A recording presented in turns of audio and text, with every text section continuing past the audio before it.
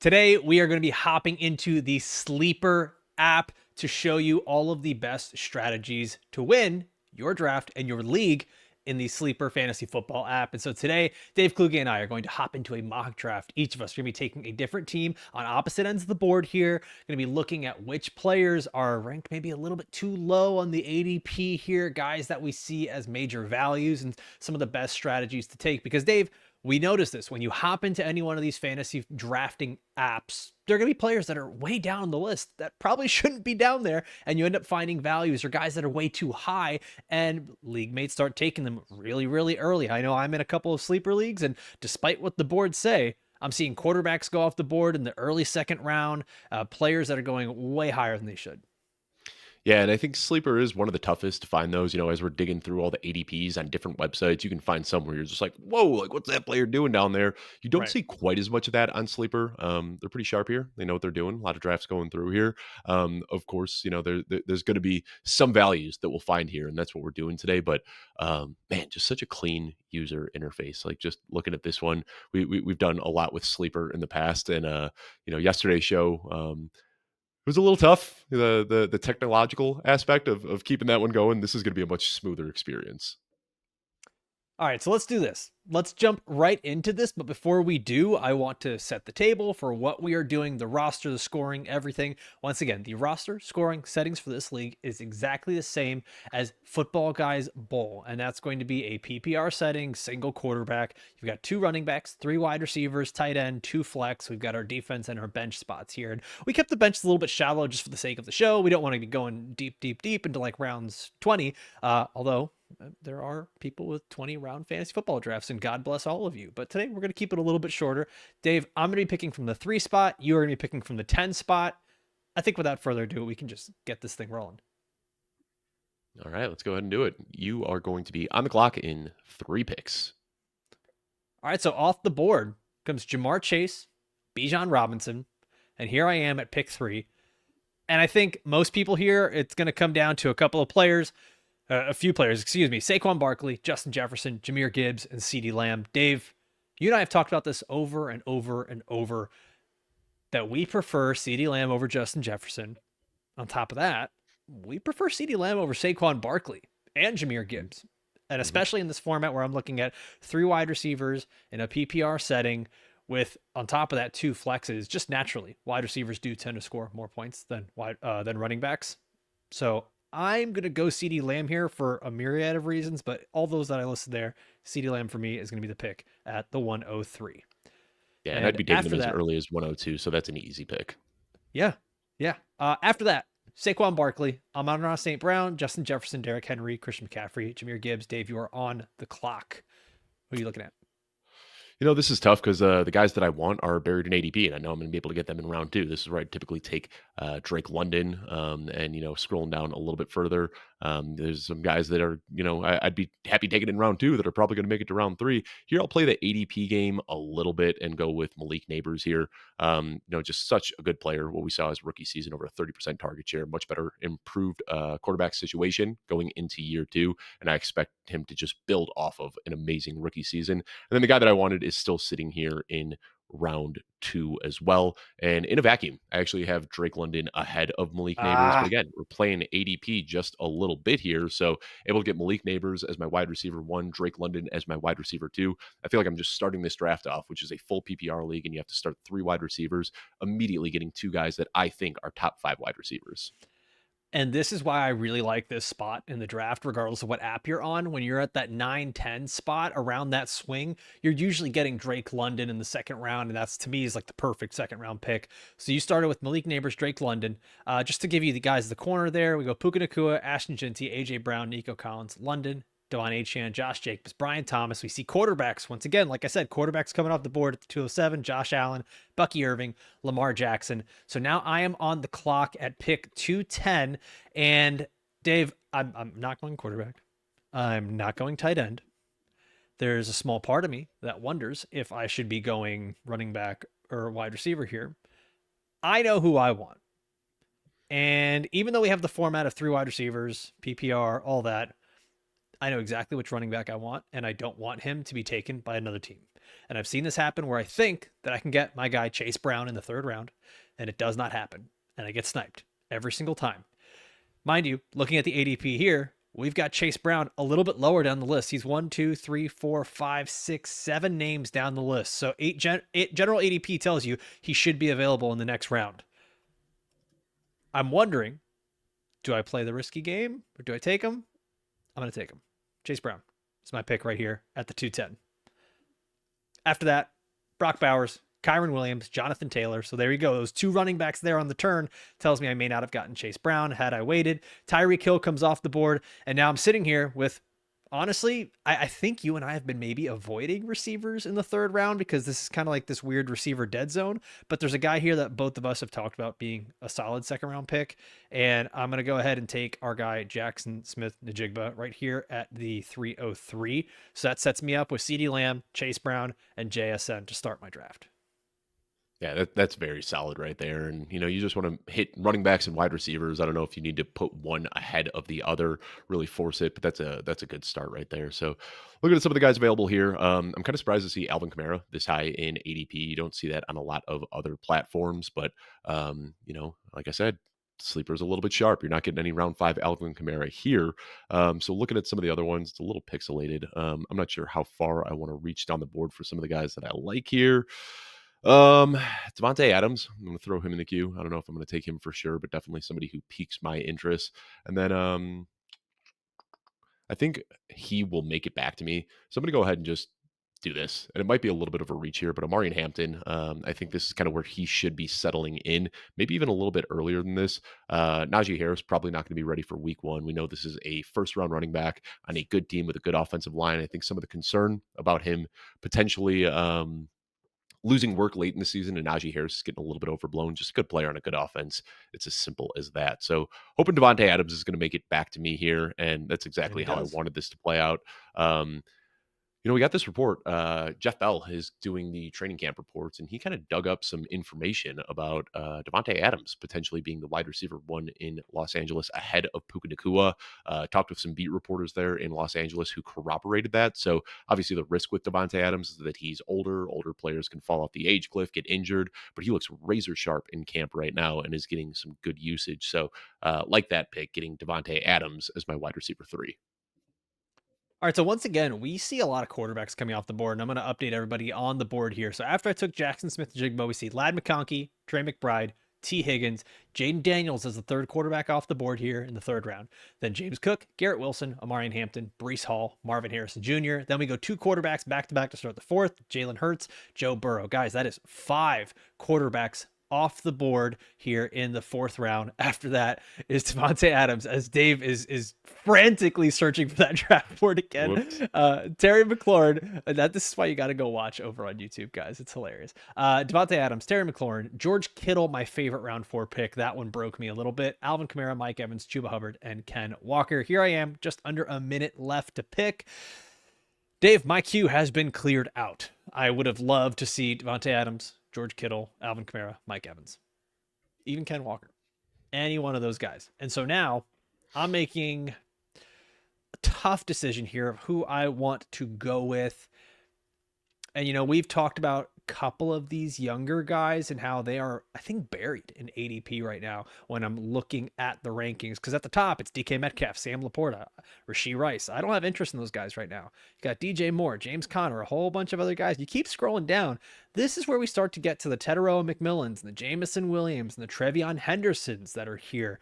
And, man, for the sake of differentiation, we took Trevion Henderson yesterday. I'm going to go Tet McMillan today at the 410. And then look at that, Dave. On the turn, Zay Flowers, DK Metcalf, James Conner, Rashee Rice. And then I'm sitting here, round 5, where I can go ahead and draft me a heaping helping of Trevion Henderson in the 5th round. After that, we see Cortland Sutton, David Montgomery, Sam Laporta, Xavier Worthy, Patrick Mahomes. That's another quarterback, 6 quarterbacks in 5 rounds. Then DJ Moore comes off the board. So, Dave, you're up here in the 5th round. Your current team is Malik Neighbors, Drake London, Amari Hampton, Devontae Adams. You got 3 wide receivers and a rookie running back. Where are you going here? I want to look at ADP a little bit because I've got four guys in my queue that I'd be happy with, and it's going to be my pick here, two more around or four more around the turn, and then coming back to me. So some of these guys are a little bit buried in ADP, so I'm expecting them to make it back. But Jameson Williams is the guy atop the list right now, so I don't want to run the risk of not getting him with my next pick. So I'm going to take Jameson Williams right here as my wide receiver 4/flex spot. Remember, this is a two flex league here, so even Jameson Williams, even though I already have three wide receivers, still drafting him to be a starter. And then with these three other guys in my queue, guys that I'm pretty high ahead of consensus on, I'd be happy with any of them with my next pick. So let's take Jameson Williams here and see who falls around the turn. And Joe guys, the Mixon, big I do lesson. not expect to see Joe Mixon go in round No, five in many leagues. I think that one is a no, little bit broken right there. much like we don't expect to see Rashee Rice go in round 5 of many leagues either. Right. All right, so you're back on the clock here with your sixth pick. Joe Mixon, Devontae Smith, T.J. Hawkinson, George Pickens come off the board. You've got 4 wide receivers and 1 running back. Is it time to go with a runner here, or are you just going to keep filling out this starting lineup how you want? Yeah, I really do like Travis Hunter, but I already have such a strong wide receiver room, starting off with Malik Neighbors and Drake London, and then getting Devontae Adams and Jameson Williams. I could technically throw in a fifth guy here who would be on my flex, but I think that there's just some good wide receiver value in these next rounds coming up that I can do that. I do want to get a strong RB2 here behind Omari and Hampton. We assume that he's going to be a safe player, but rookies always run the risk of busting. And Isaiah Pacheco right now is just buried in Yep. ADP. I think that I didn't expect him to make it back to me because he was sitting right ahead or right behind Jameson Williams by one spot in ADP. So if you're able to get uh, Isaiah Pacheco in round 6, that just feels like an auto pick. Yeah, you got Isaiah Pacheco there. I was considering him back in round 5 if Henderson didn't fall to me, but you take Isaiah Pacheco, then Travis Hunter comes off the board. Quinshawn Judkins, once again, a name that we might start to see rise up boards as people get excited. Jalen Waddle, Aaron Jones, Baker Mayfield, Chris Olave. And now I'm back up here with the 6-10. And Dave, this is where we start to ask the question. I know you and I have basically we've really liked George Kittle in round 4 for tight end. But how Mhm. are we starting to feel about Travis Kelsey maybe as a round 6 or 7 guy with all the Rashee Rice news? Because I'm I've dropped thinking him of in here waiting and for him. there. Yeah, I've drafted Kelsey here and there. Not a guy I'm aggressively targeting.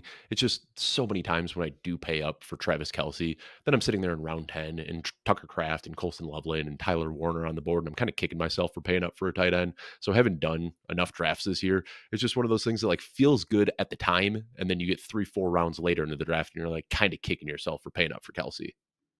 Well, guess what? I'm going to take a guy here who's, once again, scroll down on your queue, guys, on your player pool. Ricky Pearsall, round 6, pick 10.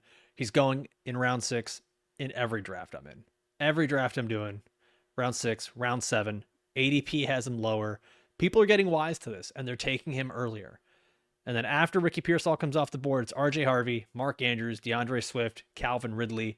And this is where, man, I think there's some tight end value later. I'm heavily considering taking Travis Kelsey right here in the 7th round. But Dave, there's a guy, and I just want to double check here. Yep, there's a guy that I think I still want to go with because I'm excited for what this offense can be, what this player can be. I'm gonna go Roma Dunze. I'm gonna go Roma Dunze here in the 7th round. That is, it, for all intents and purposes, my wide receiver 5 if I'm looking at the roster. And in a league where I'm starting 3 wide receivers, I'm starting 2 flexes.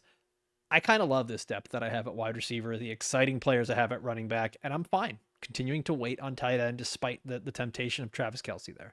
You are back up on the clock here, round 7. You've got 4 wide receivers, 2 running backs. You and I have essentially the same build going on right now. Very, very similar. Yeah, shocker that we do a lot of shows together.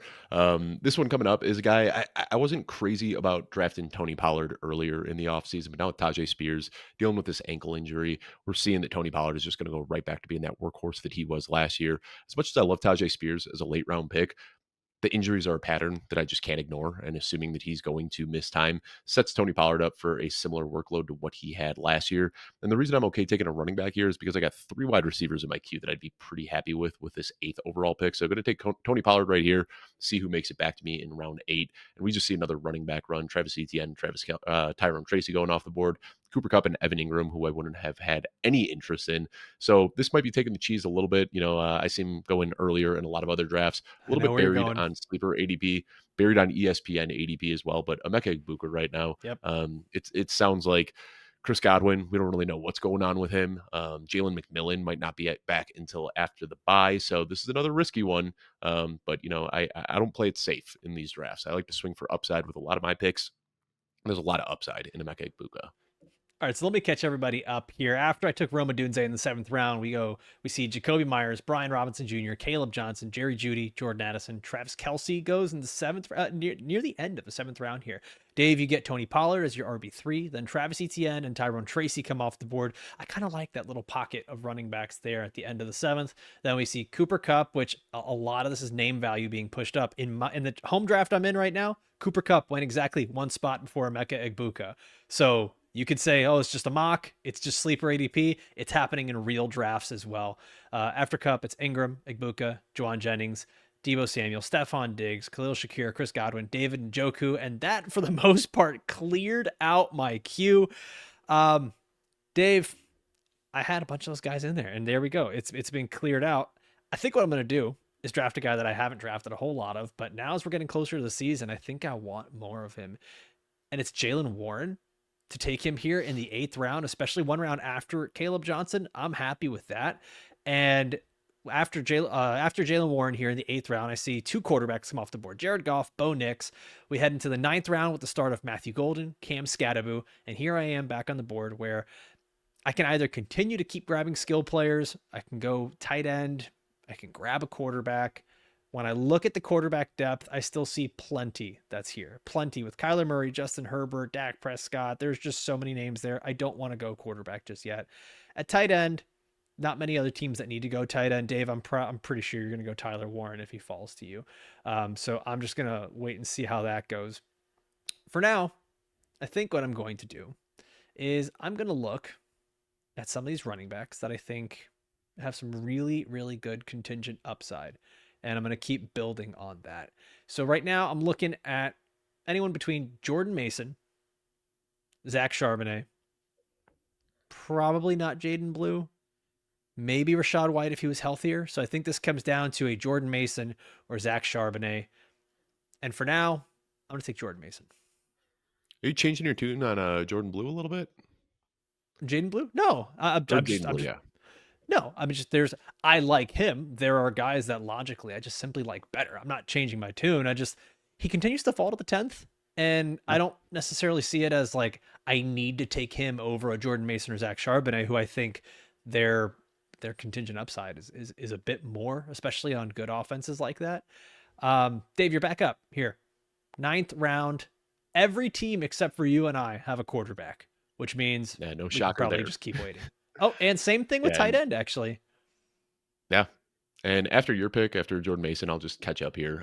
Tyler Warren, Jaden Reed, Kyler Murray, Johnny Smith, Josh Downs, Justin Herbert, and then I am on the clock. This is exactly who I wanted here, Zach Charbonnet. Not only is there a lot of contingent upside, but we just got a report today coming out of Seattle that they are starting to get a little bit concerned about the injuries that Kenneth Walker has been piling up. They said this could be more of a split approach. So we hear this often, and it doesn't always pan out. We heard the same thing last year with Tennessee, right? That like Tajay Spears was going to be the RB1B to Tony Pollard's 1A. That's not how it worked out at all. So this could just be, smoke that we should ignore. But either way, the contingent upside with Zach Charbonnet is so good. In the games that he started last year, he had the 5th most fantasy points per start, behind just like the studs that you'd imagine: Saquon Barkley, Derrick Henry, Jameer Gibbs, and Bijan Robinson. So this is one that I'm very, very happy to get here, and a guy that, like, if there's one guy that I want to leave every single draft with, it's probably Zach Charbonnet. And there we go. After your pick, we see Colston Leveland, another tight end, come off the board. This is a mock draft special, regardless of apps, but also crazy things happen in your own home leagues where teams take 2 tight ends. We see the first defense come off the board here in the 9th round. Once again, crazier things have happened. Then Javonte Williams and J.K. Dobbins. Dave, you're back on the clock here in the 10th round. Still no quarterback, still no tight end. Is this the round where you finally do Nope.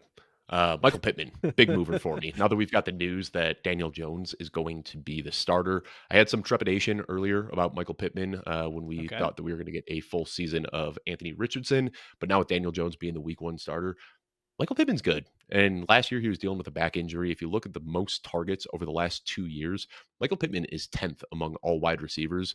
And I know there's excitement for Tyler Warren and there's excitement for Josh Downs, but I think that we just have this short memory where we forget that, going into last year, Michael Pittman got a massive extension. They see him as a big part of this offense, and he just dealt with injuries throughout the year. So this is a guy who's getting pushed way, way down. I mean, I think if he was on any other team, we'd be looking at him as a top 25, top 30 wide receiver. But the concerns about the Colts offense as a whole just make him a great value. Yeah, I think also some of the concerns too were that Josh Downs was going to be the target hog. Josh Downs currently, working through an injury. We get the good news about Tyler Warren and how good he's looking, but Michael Pittman kind of seems like the guy that's just falling under the radar here. And whether how much you like him or not, to get someone like that in the 10th round who could potentially still lead his team in targets, it's just a good value. After that, we see the Eagles defense, Brock Purdy, Dalton Kincaid, Marandre Stevenson, Kyle Pitts, Dak Prescott come off the board. And Dave, this is where I'm going to bite the bullet and take my tight end, Tucker Kraft, who comes off the board as like tight end 15 in this draft, and I'm getting him in the 10th round. Makes me feel awesome about the value I get here at tight end. I'm still considering, do I wait on quarterback because I see CJ Stroud comes off the board? And Dave, now that's what we're looking at once again. It's very similar to tight end. It's like 16 quarterbacks off the board. If I go and I look at the player pool, it's still really good. Caleb Williams, Jordan Love, Drake May, Justin Fields, Trevor Lawrence, Cam Ward, Bryce Young. I feel like I can just keep waiting at quarterback, and I'm going to get at least one of those guys that I like coming back to me in the very next round. So I'm going to go with the guy that I mentioned back in round 9 who falls to be here in round 11, which I think is very possible, very realistic. Jaden Blue, right here in round 11. Let's take it. Yeah, and then after Jaden Blue, we see Darnell Mooney, the Buffalo Bills defense, Dallas Goedert, Minnesota Vikings defense, Brandon Ayuk, Jake Ferguson, and then it comes over to me. And this is where I'll dip into the quarterback pool. I've got a tier that I really like, and all of these guys are still available, actually. But the one guy who has just been a cheat code when he's on the field is Justin Fields, and this shouldn't come as any surprise to Mm-hmm. anybody. Actually, I'm going to play the ADP game a little bit. We've still got, There you go. going around the corner a little bit. Keenan Allen right now. This guy had over 1,200 yards 2 years ago with Justin Herbert, led the Bears in target share last year on a team with DJ Moore and Roma Dunze. I think he's still got some juice in the tank. So I'm going to go with Keenan Allen here and hope that Justin Fields makes back to me around the turn. And if he doesn't, there's still other quarterbacks that I'd be more than happy to take there. Caleb Williams also would have been on my radar, but he goes off the board there. So sets it up for a really nice and easy Justin. Wait, Justin Fields did get picked. All right, well, that's Oh, the game you shucks. play when you wait a little bit. So let me take a look real quickly at my team here. See if there's any good stacking options that I can go after. And there really aren't. Baker Mayfield's been drafted already. Justin Herbert, I believe he's off the board as well. So I'll go with Drake May here, a guy with a really good rushing upside. We expect this Patriots offense to be better than it was last year. And when I'm willing to draft a quarterback unstacked, it typically is a guy who has that rushing upside. And Drake May absolutely has it. 6th among all quarterbacks last year in rushing yards per game. So pretty happy to get Drake May here in round 12. Actually, if we go back, more rushing yards per game than Josh Allen. And oh man, okay. So this is where it gets aggravating when you're doing a mock draft, because I was sitting here waiting for Jordan Love, thinking I'm going to get Jordan Love, get that nice little stack attack with Tucker Kraft. No way should we see 18 quarterbacks come off the board by round 12, but what do you know? Here goes another quarterback. So let me update everybody. After Dave takes Drake May, we see Najee Harris, the Ravens defense, Nick Chubb, Texans defense, Jordan Love, Commanders defense. So that puts me back on the clock. And you know what?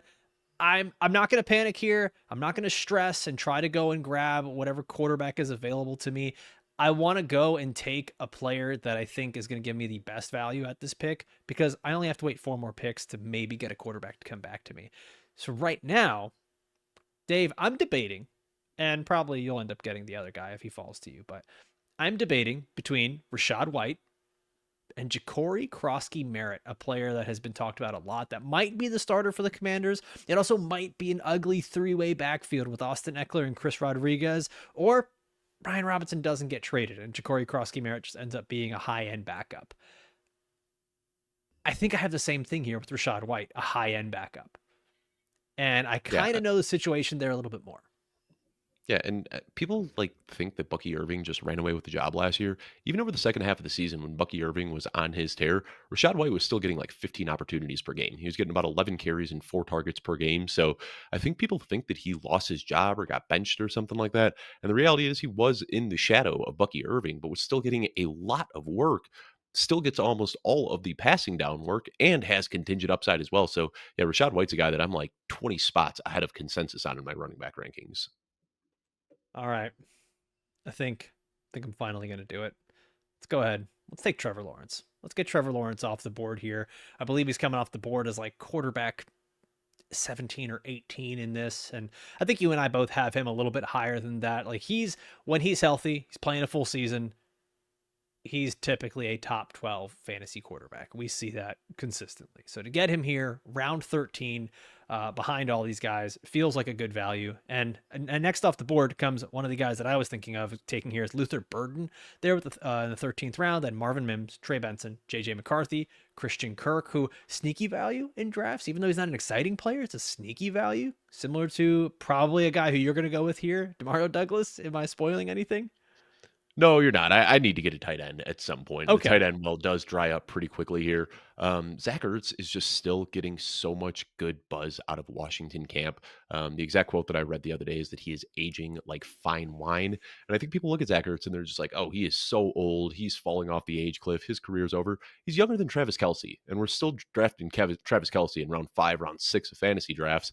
Meanwhile, we've got Zach Ertz out here with less target competition on a team that throws the ball even more. He was one of my favorite values in drafts last year and still one of my favorite values in drafts this year.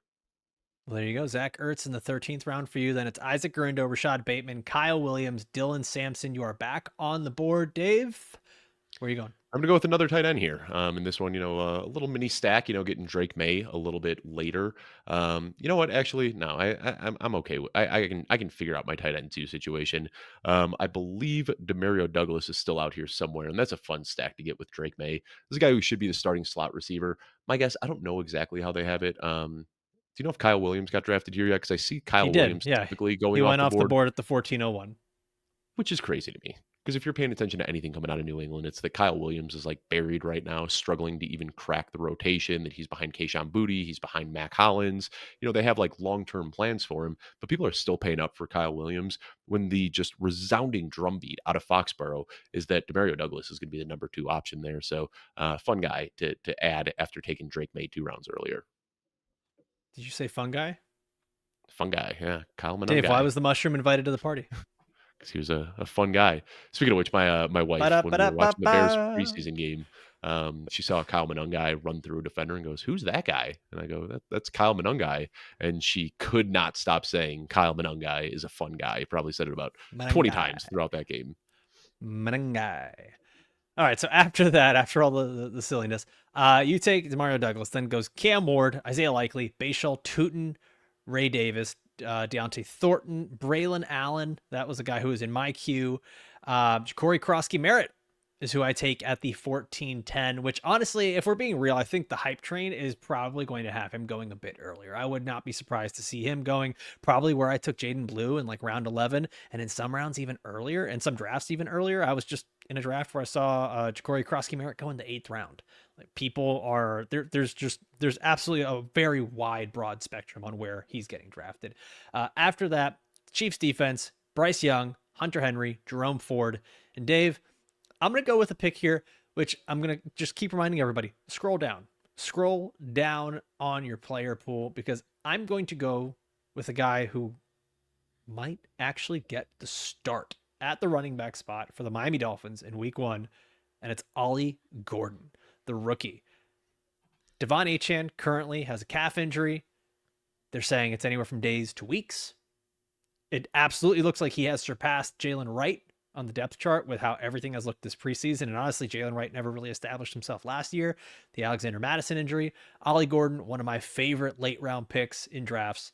After that, Tyler Algier, Cedric Tillman, Josh Palmer, Jalen Wright, Xavier Legette, Kareem Hunt come off the board. Dave, this is going to be your last pick. And one thing that neither of us have done here is draft a defense. And I don't think that is going to change. Yeah, not getting the defense, not getting a backup kicker or a backup quarterback, not getting a backup tight end. I don't really care about any of that. I'll figure that out on the waiver wire. I'm just looking for upside here, and this is another one that I think people just have wrong. Where we see Jarquez Hunter getting drafted in a lot of drafts, rookie fever. But all word out of Los Angeles is that Blake Corum looks great, that he has locked down There that you RB go. two role. We saw him play in the preseason game where he had 9 rushes for 39 yards and 2 touchdowns, which is a very Kyron Williams type of stat line. So no standalone value whatsoever. We know that with Blake Corum. But if there's a opportunity for him to start in Kyron Williams injury, whatever it may be, the upside is so high that you're basically getting Kyron Williams 2.0 to plug into your lineup. All right, so now we have a full draft board, and what I'm going to kind of do here, Dave, is we're going to go through my team, your team, maybe talk about some of our favorite picks, especially like who fell in ADP, and we'll try to identify where some of the advantages are in here. So let's take a look at my team first, drafting from the 3 spot. I go with CeeDee Lamb, Chase Brown, Jackson Smith-Njigba, Teteroa McMillan, That Trevion first three Henderson. is so nice. Whew. Oh, Like, it's yeah, just I'd it's feel really fantastic. good walking out of any draft with those three. Yeah, I love having those 3. It's just rock solid, especially from a volume standpoint. And then to me, it's the next 4 picks where there's just extreme upside. Extreme upside on players that could just catapult up into the top 10, top 15 at their positions, which is Teteroa McMillan, Trevion Henderson, Ricky Pearsall, and Roma Dunze. And I think those are the kind of swings you need to be taking in those rounds. And then after that, Dave, you and I have talked about this strategy over and over. Uh, Go after these running backs that have major upside. And so I go for in the 8th round, Jalen Warren, Jordan Mason. I finally get my tight end in the 10th round, Tucker Kraft. Then it's Jaden Blue, Rashad White. I finally get my quarterback, Trevor Lawrence. And then I finish up with Ja'Cory Krosky Merritt and Ollie Gordon in the 15th round. And Dave, like I mentioned, we're not going for kickers. We're not getting defenses. Just keep getting as many of these flex or skill players as you can. Dave, why don't you run through your team sitting over at the 10 spot? Yeah, so I think picking late in the draft, you get an advantage and a disadvantage this year. One, you can start off with 2 great picks. And like I said, Malik Neighbors and Drake London, my first 2 picks, I feel like these are guys that could potentially be top 5 wide receivers, and I've got them ranked as such. The problem is midway through round 2, you see this big tier fall off. And in this one, Mm-hmm. it's T. Higgins, James Cook, Trey McBride, Lad McConkey, JSN. To me, those are the last of the tier where you feel really, really good. And sometimes you get lucky and one of those guys will fall to you late in the 3rd round. But more often than not, you're kind of in this no man's land where you're choosing between Omarion Hampton and Brees Hall and Marvin Harrison and these other guys that you don't feel super great about. So I took Omarion Hampton. I don't want to say begrudgingly, but would have much preferred some of the players that went a few picks ahead. Came back in round 4 with Devontae Adams, who I've moved up quite a bit over in my rankings based on what we're hearing recently. Jameson Williams at the end of round 5 is a great pick. Inside my top 20 wide receivers, such a high ceiling in this offense. Isaiah Pacheco in round 6. Follow that up with Tony Pollard as my RB3 in round 7. Then Emeka Egbuka in round 8. He's a guy that I'd be taking rounds earlier if I had to, but just so buried in sleeper ADP. We know when we're drafting against bots, we can kind of play that ADP game a little bit more than you probably could in a draft with real people. Zach Charbonnet in round 9. Michael Pittman in round 10. Keenan Allen in round 11. I went with quarterbacks and tight ends with my 14th and, or is that, what is it? 12th and 13th pick, Drake May and Zach Ertz. Demario Douglas in round 14, and then Blake Corum, the RB2 in Los Angeles, as my round 15 pick. So what I would say is for anyone that's looking at the draft board or listening to us talk about it is I would say a lot of these players that we took in the later rounds, like rounds 8, 9, 10, and so on, I would say move all those guys up around most likely in ADP because we saw a lot of 2 quarterbacks, 2 tight ends, early defenses get taken in these drafts. And a lot of that just simply happens because those are the players that are highest on the draft board. And there are going to be players I see it all the time in my home leagues. They say, well, I got this quarterback, but I really need another one. Which is, I mean, let's take like I could not understand why Team 4 would take Lamar Jackson in the 2nd round and then Dak Prescott in the 10th. It doesn't typically happen, Dave. But there's always someone in the league that goes, yeah, but Lamar misses games sometime, and I want to make sure that I have a good backup quarterback. Always happens in home leagues. And I see it, in some sharper leagues too. We just did our football guys staffer league, which a little bit different because it's a little bit deeper. We have 10 bench spots there, but I played the waiting game on tight end, thinking, this is a bunch of sharp people. Everyone's going to take their one tight end, and I'll just be able to wait and get my tight end 12 off the board at the end of the draft. And then picking from the edge, I was kind of where you were on the left side of the board. I just kept missing out on tiers. And before I knew it, I'm looking at Mason Taylor and Chikakonkwo as my tight end room. So, when a lot of people, you'll see it, every draft is so different and you never really know how it's going to play out. But a lot of times you do see this kind of FOMO in draft rooms where one person takes a tight end two, then somebody else takes a tight end two. And then all of a sudden everybody's like, oh, I need to grab my tight end two because there aren't going to be any tight ends Right. on waivers. So it's a tough spot to be in occasionally. And I think that, this may not have been the most accurate representation, but I think that it shows that like you can wait on quarterback even in a draft where almost everybody's taking a QB2. You can wait until the 13th round and still get a Trevor Lawrence who's a potential QB1 this year. So yeah, I mean, I think you just want to stay disciplined there, waiting on your tight ends and waiting on your quarterbacks. Counting it right now, Trevor Lawrence was the quarterback 18 off the board Whew. in round 13 here.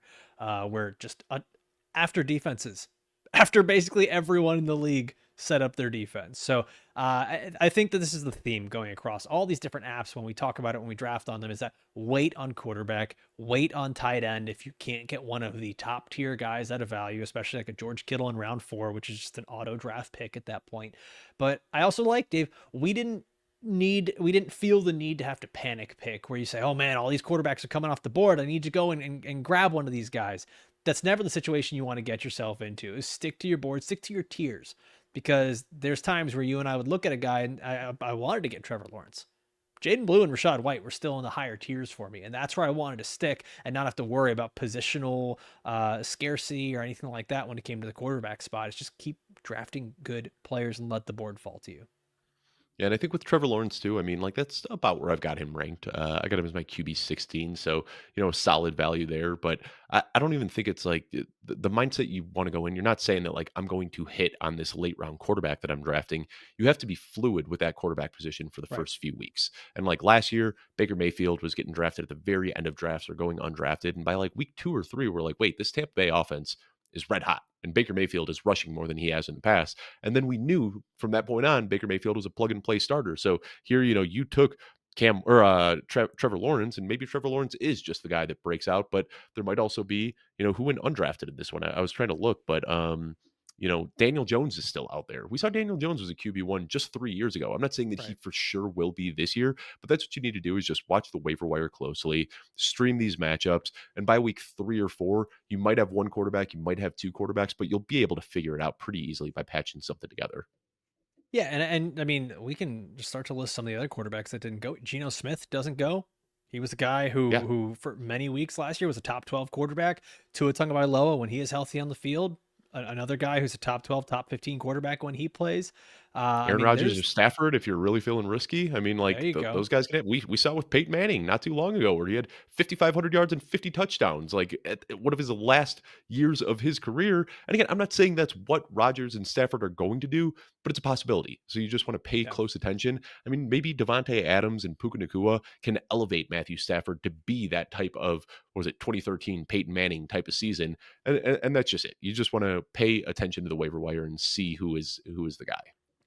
All right, Dave, last question here. Who was your favorite pick from your team that you were able to get in this 15 round sleeper mock draft?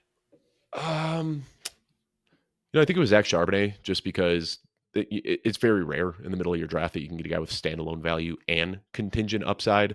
So he's a guy that like I don't think his ADP is really like broken on sleeper or anything like that. Just a good player to get on any platform. But if we're looking specific to sleeper ADP, I think Emeka Egbuka is the best value. Which yesterday when we did our draft on ESPN, I think Emeka Egbuka was also the best value there. I mean, we're seeing this guy in high stakes leagues now, moving up into the third and fourth round. Like people are getting really, really excited about Emeka Egbuka.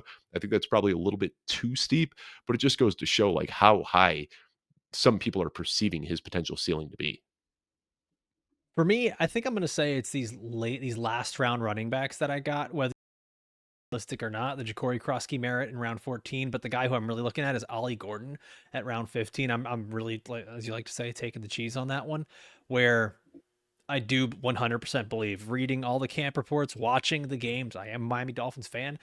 he is the RB2 in this offense. This is a team that has gotten better along the offensive line, better at run blocking. We've seen how they've looked in the preseason, and Devon Achane is already dealing with an injury. A guy who has had injuries creep up in his career. If Ollie Gordon, who's a guy that's well over the size of both Devon Achane and Jalen Wright, if he can handle the load and he can be out there for 3 downs, this is a massive role for him. So he's one of those guys that I wouldn't mind taking a round or two earlier if you're sitting there at like round 13 and this goes a little bit more realistically where defenses fall and you're not having 2 tight ends come off the board. I think that's where I'd like to go with them. Yeah, I Well, think Dave, that's a good pick. I like that one. Yeah. we did it, man. 15 rounds here on Sleeper. We were able to take a look at some of the players that are falling in ADP. And once again, just remember the rules, guys. Scroll down and go and look for those players that are incorrectly priced in your league. Dave, maybe we should get this one up on the socials. See which team people like better on this on the sleeper draft. I like these. I like both of our teams. Pretty comfortable with them. Yeah. Let's do it. Yeah. Let's get it out there. Sorry, I thought you were just going to close up, man. And then I realized there was an opening for me to say something. We're really gonna find our chemistry here in year 3. As always, want to thank everybody for watching or listening all the way through. For myself, for Dave, for this beautiful app that we use today, Sleeper. We thank you for watching. We'll see you next time. Adios.